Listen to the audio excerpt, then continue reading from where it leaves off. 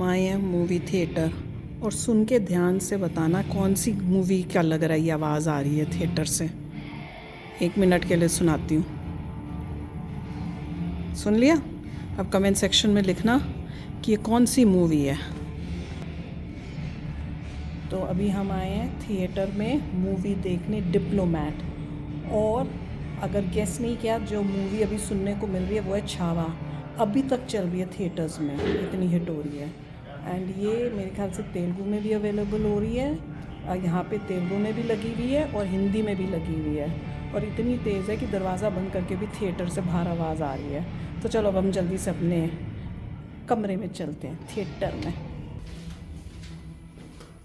तो यहाँ का जो थिएटर है, देखो अंदर घुसे हैं तो कमरे में आप यहाँ से भी जा सकते हो और यहाँ से भी जा सकते हो।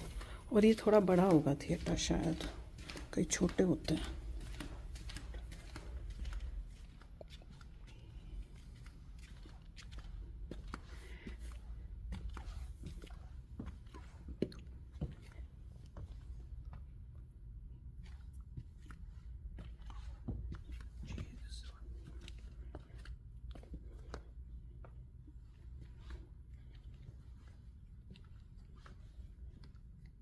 तो भाई मूवी देख के वापस आ गए हैं, और मूवी कैसी लगी भाई? ये तो इनको तो बहुत अच्छी लगी है, मुझे भी अच्छी लगी। और जो मैं बोलूँगी, मैं ये बोलूँगी कि हर एक इंडियन को देखनी चाहिए, जिससे उसको ये पता चलेगा कितना डेंजरस है पाकिस्तान जाना, प्लस किसी पाकिस्तानी के ऊपर विश्वास करना। क्योंकि इस मूवी में उन्होंने दिखाया कि कैसे एक पाकिस्तानी, ओ माय गॉड, आप देखोगे कि कैसे वो अपनी शक्ल, अपनी करेक्टर, अपना सब कुछ बदल लेता है। कहाँ पे था वो? मलेशिया में। मलेशिया के अंदर आप उसको देखो और उसके बाद जब उसको पाकिस्तान में देखो, totally different. That was the shock of my life कि वहां कितना अच्छा बना हुआ और उसके बाद कितना कट्टर। अच्छा, और दिखाया कि वो था पाकिस्तान का पठान। उन्होंने ये दिखाया, केपीके। हाँ, केपीके का आदमी था जिसने ये सब हरकतें की। मूवी बहुत अच्छी है, अगर आपने नहीं देखी तो डेफिनेटली देखनी चाहिए। देखिए, इसमें जो है केरला फाइल्स से ज़्यादा इंटेंस है मूवी है। केरला फाइल्स की जो लोकेशन थी, वहाँ पे सेम लोकेशन यूज़ की है, जहाँ तक मुझे लग रहा है। सेम लोकेशन जहाँ पे दिखाते हैं कि लड़कियों को पकड़ रखा है, सेम लोकेशन थी। But this movie was very intense, और दिखाने का तरीका, आइज के ऊपर फोकस करना, दिखाना, आंसू निकलते, जो भी उन्होंने किया, that was too much intense. अगर आप ध्यान से मूवी देखें, फोटोग्राफी बहुत अच्छी थी, दिखाने का तरीका बहुत अच्छा था, और किस तरीके से जुल्म हुए थे ये दिखाया था, और कैसे आपको शक होता है कि वो, अब यही है कि हम रिवील नहीं कर सकते क्योंकि अगर आप लोगों ने नहीं देखी तो हाँ, फिर सब कुछ तो पता चल जाएगा। बड़ी मगर वैसे कोशिश दिखा तो रहे हैं कर रहे हैं। कि शक होना कि लड़की स्पाई है कि नहीं, ये बताऊंगा नहीं क्या, अल्टीमेटली वो शक होना कि लड़की स्पाई है नहीं है। एक डिप्लोमेट के लिए डिसीजन मेक करना कि असली में इसे प्रॉब्लम है कि कोई स्पाई है। ये तो आपने ट्रेलर में भी देखा होगा कि उसका हस्बैंड उसे छोड़ के जा रहा है, तो चक्कर क्या है। तो काफ़ी कुछ दिखाया है, बट इसमें आपको लास्ट में जो है ये रियल लोग भी दिखाए हैं। तो अगर आपको लग रहा हो it is based on a true story, अगर आप सोचो अच्छा ठीक है ये होगी कोई बात, होता होगा ऐसा, बट लास्ट में उन्होंने दिखाया एग्जैक्टली जो हुआ था। इसका मतलब this is all true. Yes, that was, वो मेरे को बहुत शॉक लगा। पहले मुझे लगा कोई कहानी बना रहे हैं, पर जब Diplomat is एंड not में, हाँ, जब एंड में उन्होंने रियल वाले लोगों का दिखाया, जिसमें सुषमा स्वराज भी बैठी हुई थी, वो लड़की भी बैठी हुई थी, और जेपी था मेरे ख्याल से नाम, वो बैठा हुआ। मैंने कहा, मैं उसी टाइम में ऐसे, मैंने कहा ये किसका लोग, सच्ची कहानी थी। फिर मुझे हल्का हल्का ध्यान में आ रहा है कि ये न्यूज, ये जो हुआ था ये न्यूज चैनल में भी कवर हुआ था, क्योंकि उसको लड़की को देख के थोड़ा सा, और जब वो सुषमा स्वराज के साथ मिली या कुछ उस टाइप से था, तो मुझे हल्का हल्का सा वेग सा ऐसे लगे कि मैंने ये टीवी में देखा था कहीं न्यूज चैनल के अंदर। फिर मुझे रियलाइज हो, मैंने कहा वाकई में ये सब किसी के साथ हुआ होगा। माय गॉड, सोचो कितना डेंजरस है, और जिसके साथ हुआ होगा उसने क्या क्या सहा है। बाय गॉड, मतलब ये सब रियल था। उन्होंने लास्ट में वो लड़की भी दिखाई, उसकी बच्ची भी दिखाई, साथ में एम्बेसडर भी दिखाए। हमारी जो पीए मतलब जो मेन थी पॉलिटिकल लीडर, उनको भी दिखाया, मैं नाम नहीं बताना चाहता, तो सब चीज़ें जो है दे हैड शोन, राइट। उससे पता लगता है ओ माय गॉड, ये तो पूरा सच था। भाई God। और ठीक है, सुषमा स्वराज जो, उनको जो मेडल मिला था, तो सब चीज़ें इसकी वजह से हुई थी। She did a amazing job, बहुत ही अच्छा। सब लोगों ने। और ये भी थोड़ा बताया कि अगर आप इंडियन हाई कमीशन में जाते हो तो किस तरीके से प्रोटेक्शंस होते हैं, किस तरह से इमरजेंसी सिस्टम्स होते हैं, कौन से दरवाजे होते हैं, कहाँ से अंदर जा सकते हो, कहाँ से बाहर जा सकते हो, कैसे प्रोटेक्ट कर सकते हैं। और दूसरा, अगर आपने नोटिस करेंगे तो किसी भी इंसान को वेपन्स अपने साथ नहीं ले सकते एम्बेसी में, एम्बेसी वगैरह वेपन्स आर नॉट अलाउड, पूछ भी रही क्योंकि थी। सेफ्टी सिक्योरिटी सिर्फ वही कंट्री देती है, यू कांट हैव वेपन्स। बिना वेपन्स के आप कैसे उस इंसान को बचाओगे, कैसे दिमाग लगाओगे, कैसे बताओगे कि पाकिस्तान में से धमकियां चलती हैं, डर से ही वो करते हैं, वो रूल रेगुलेशन लॉ कुछ भी नहीं फॉलो करते हैं, धमकी डर इन चीजों से चलते हैं। पूरा आपको कभी corruption और सीधा नहीं चलना, गंदगी। ढाई चाल चलनी है।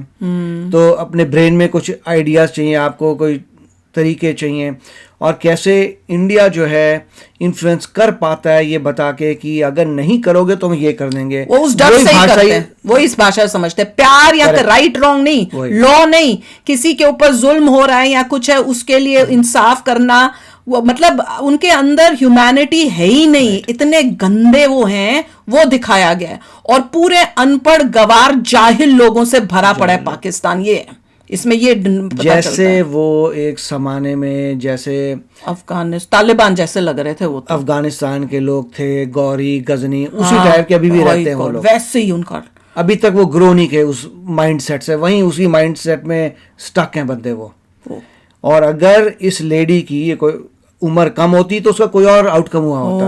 हाँ। ये तो बच गई बेचारी की उम्र ज्यादा थी, नहीं तो वो मेरे ख्याल से कभी बच ही नहीं पाती। बच गई क्योंकि वो शादीशुदा थी, उसके बच्ची थी, बच गई क्योंकि वो थोड़ी उम्र ओल्ड थी, छोटी उम्र की थी, तो उन्होंने उसकी तो जिंदगी खत्म थी, कभी नहीं कुछ नहीं, उसका पता नहीं क्या होता है एंड में। और इससे पता चलता है कि पाकिस्तान में अनएजुकेशन, जाहिलियत पुना इतना है भर भर के, एंड नेवर ट्रस्ट केपीके की बात कर रहे हैं, वो जो एरिया पूरा, अरे सारे लोग अफगानिस्तान वाला, आर्मी गंदी, उन्होंने इतना गंदा दिखाया। इनका आर्मी का ही बंदा जो था, आईएसआई वाला, कितने गंदे होते हैं, कैसे हर चीज में उनकी इन्वॉल्वमेंट है, वो उन्होंने दिखाया। फिर पाकिस्तान में आपको ऐसे लगेगा कि गुंडा राज है, वो तो पूरा गुंडा राज, मतलब इस तरह से, मतलब देखिए लॉयर भी अच्छा दिखाया है, एक बंदा अच्छा दिखाया कि वो लॉयर, ऐसा नहीं है कि सभी बुरे हैं, मगर ऐसा कुछ अच्छे लोग भी हैं, मेजॉरिटी। एक और लेडी थी, वो भी अच्छी थी, तो तो उन्होंने दिखाए हैं कोई अच्छे लोग हैं, एक दो जो हेल्प कर रहे हैं। केपीके पे ज्यादा फोकस है, जो अफगानिस्तान तालिबान वाली बेल्ट है वहां पे फोकस दिखाया कि कितने जाहिल लोग हैं, अभी भी मिडिवल वर्ल्ड में बैठे हुए हैं और क्या क्या कुकर्मा कर रहे हैं वो लोग।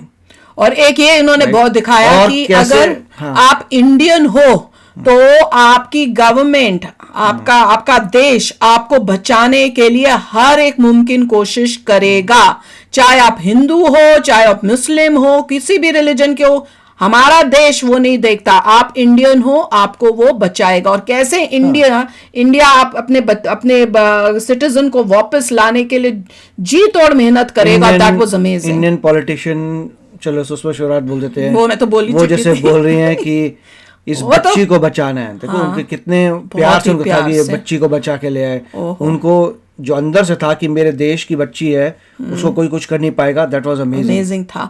और साथ में the love for your country, जब आपके साथ इतना कुछ हो जाता है, उसके बाद the love for your country आपको झलकेगा, आप कितना ग्रेटिट्यूड और कितना वो होगे अपना देश देख के। दैट वाज, लोग तालियां मार रहे थे। हाँ, हमारे तो थिएटर में जैसे इंडियन फ्लैग आया, ओहो तालियां आई, सब इतने इमोशनल हो गए थे कि क्या करें, क्योंकि दिखा कि भाई क्या मतलब आप अपने देश से अगर बाहर चलो। मैं तो ये सोच रही थी कि भाई तेरे को शादी करने के लिए और कोई नहीं मिला, इंडिया में इतने लोग हैं, तू कैसे फंस गई यार। मगर जो भी है, दूसरा जो था इंडियन हाई कमीशन में जो लोग काम करते हैं, कितनी टेंशन में काम करते हैं पाकिस्तान में। अगर जितने भी, अगर इंडियन हाई कमीशन का को बंदा को चले जाता है, पाकिस्तान को एलोकेट रहता है कि पाकिस्तान जाएंगे, By God. क्या लाइफ उनकी हेल उसकी है तो वहाँ पे। बहुत ही हर सेकंड हॉस्टाइल कंट्री में कितनी सर्विलेंस है, कहीं जहाँ पीछे आईएसआई वाले पीछा ही पीछा करते कर रहे रहते हैं हैं। जब तुम निकलते हो, वो तो बहुत ही मतलब- मतलब आपकी लाइफ भी डेंजरस है